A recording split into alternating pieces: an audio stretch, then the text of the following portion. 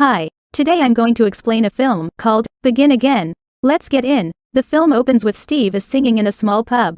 He asks the crowd if they want to hear his friend Greta play. They do. Quickly though, they don't even care that she looks like Natalie Portman, and everyone in the bar starts chattering. Except for Dan. He's enchanted and in zero danger of hulking out. Earlier that day, Dan struggles to wake up, until he finds out he has to pick his daughter Violet up from school. He works at a record label and hates all the demos he's forced to listen to. Violet dresses like she's in a rap video. Dan takes Violet to his office where he thinks he might have a meeting. Yep, and he's late. His partner Saul is none too pleased. Dan shoots down Saul's new plan, which sounded kinda neat, of having artists record commentary tracks for their albums. Saul and Dan butt heads. Then Dan is fired from the record label they started together. Dan and Violet go to the bar. Dan is broke and asks his 14-year-old daughter to pay. Naturally, she's broke too. They dine and dash, but the bartender catches up to them and pops Dan in the nose. Dan takes Violet home to her mom Miriam. She tells her mom about their day.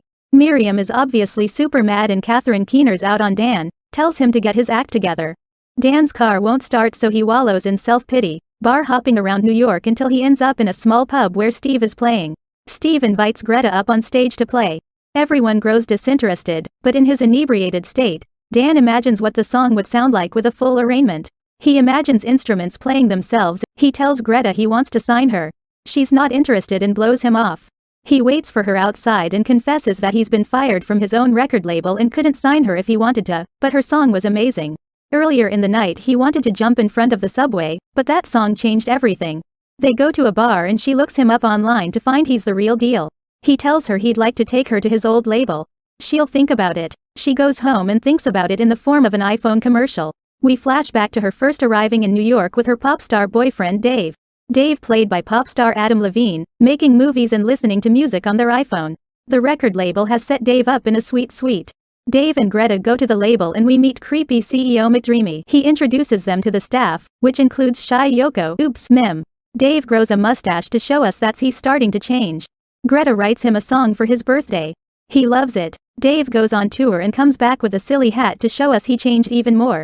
He plays Greta a song and she clues in on the fact that he wrote it for someone else. She's right. He wrote it for Yoko, oops, Mim. They break up. She moves in with Steve.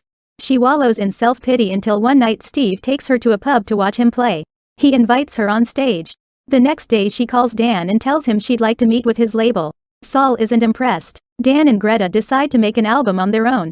They're going to hire the hungriest musicians and make it on the streets, capturing ambient sounds from the city. Musical montage. They hired 2 string players who were child virtuosos, but now bored college kids on musical scholarships. CeeLo pays for a drummer and a bassist. They hire a dude playing piano for little girls doing ballet.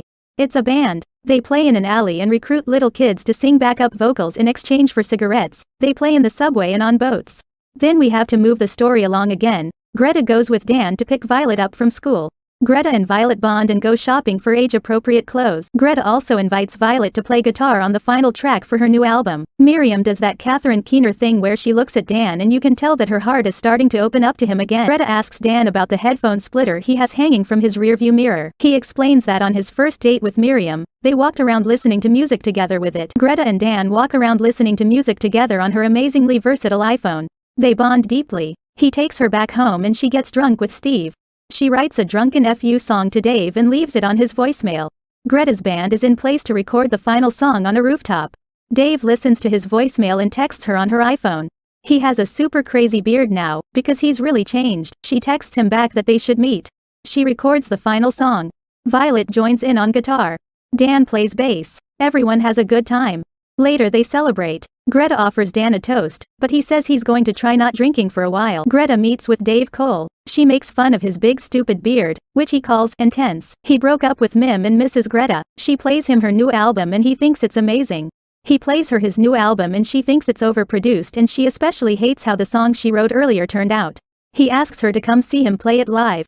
She asks that he not play the song big like that anymore and keep it the simple ballad she wrote.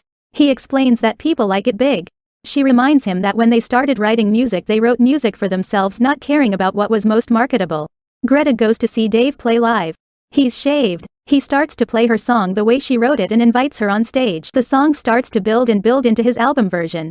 She realizes he's not the person she thought he was, cries and leaves. Dan gives a copy of Greta's CD to Violet. She's geeked that she's on it. He tells her the family should start a band. The family is back together. Saul and everyone at the label love the album and want to put it out. Greta will get $1 from each copy. She says she'll sign if Dan gets his job back, but doesn't see why the label should make $9 for every $1 the artists make since the artists did all the work. She tells them she'll think about it. Later she and Dan put the album online for $1 a copy and note that all the money will go to the artists. CeeLo tweets about it and they sell 10,000 copies the first day. Saul is mad and lets Dan go again. And they lived happily ever after. Subscribe to watch more videos like this. Thanks for watching.